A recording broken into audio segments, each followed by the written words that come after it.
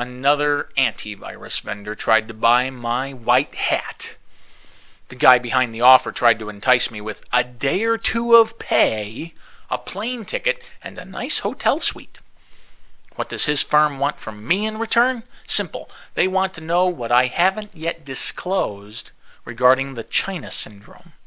I'm not making this up, and I'm not exaggerating. This antivirus vendor wants me to hang up my 12-year-old white hat and give them everything I dug up on their competitors. We'll treat you really well, too, with a night on the town at the firm's expense.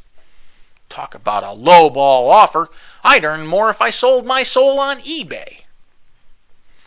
I berated the caller for insulting my intelligence. I also thought about publicizing his name as a way of shoving the offer back in his face. You know his competitors would taunt him in voicemails and emails.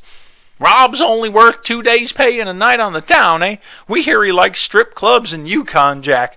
Give him a bunch of dollar bills, sit him in front of a pole, put a shot glass in his hand, and he'll blab all night long about everyone's foibles. But I didn't name the guy in my previous column, so congratulations, dude! I won't sell your identity to the highest bidder. Consider it a freebie. I've received much better sellout offers over the years. One vendor, now defunct, tried to hire me in the early 1990s. Command Software actively recruited me during my 1997 VIP tour. Network Associates offered $30,000 in computer hardware just to resurrect my ICE project. Trend Micro offered $100,000 for an exclusive website sponsorship, and Network Associates later made a similar offer. Symantec offered first-class airfare and hotel accommodations for my 1998 VIP tour. Network Associates offered the same treatment for my 1998 and 2000 VIP tours. Page 2. And I turned it all down. Even the airfares, even the hotels. When I go on VIP tours, I do it at my expense. I honestly think I've got one of the whitest white hats in the antivirus industry because of it. Paying for these trips out of my own pocket explains why I don't take as many VIP tours as I'd like. Sell my soul to an antivirus vendor for 2 days' pay and a night on the town. What an audacious lowball offer. I do expect some perks on a VIP tour, though. Can you say free food? I have no problem when I literally flush someone else's money down a toilet.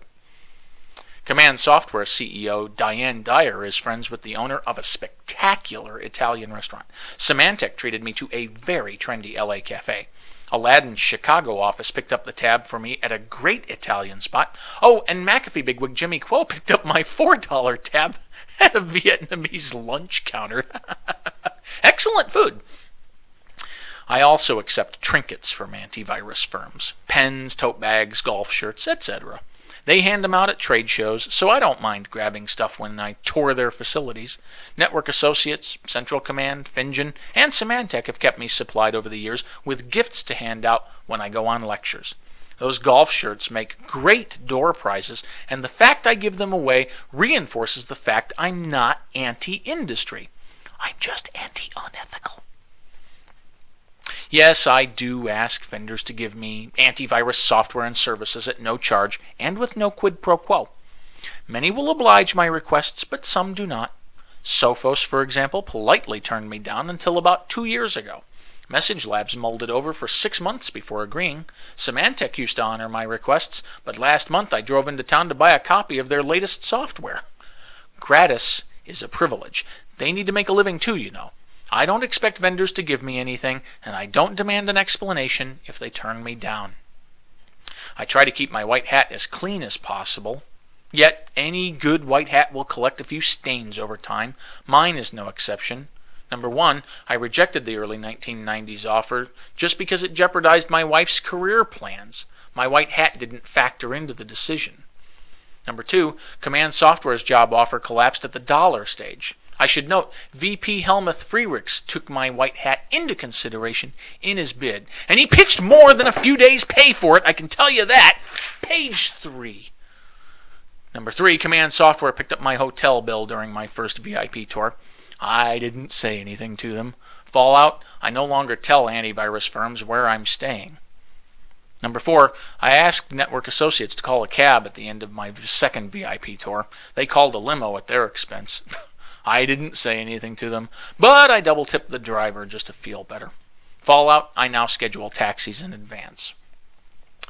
Sell my soul to an antivirus vendor for 2 days' pay and a night on the town. Bah! What an audacious lowball offer. A good white hat will also suffer the occasional battle between good and evil. For example, I got into a tussle last year with John McAfee. Yes, the father of virus hysteria wanted to advertise here.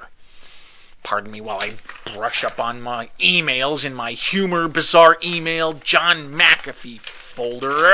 Yes.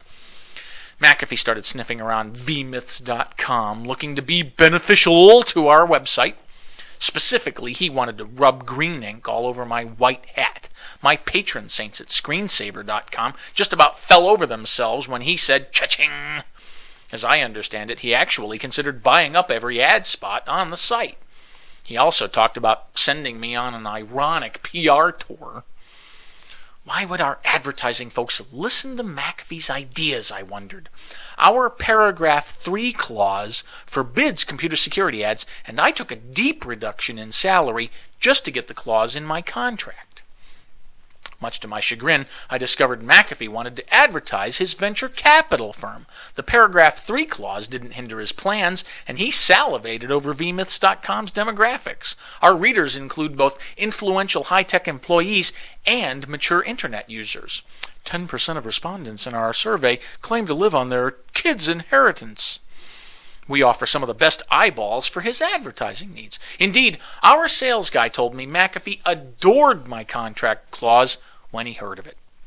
He likes to corrupt white hats because they often turn into the most willing of slaves. A multimillionaire like him could buy vmyths.com with petty cash, and he'd own me for 3 days each month as part of the contract.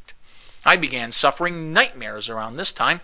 I remember one bad dream where McAfee reeled me in like a swordfish. Page 4.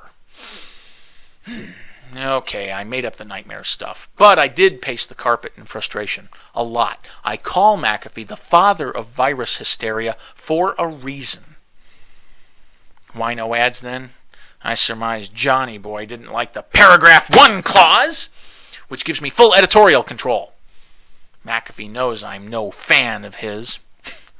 I laughed when the advertising department told me he dropped the ball.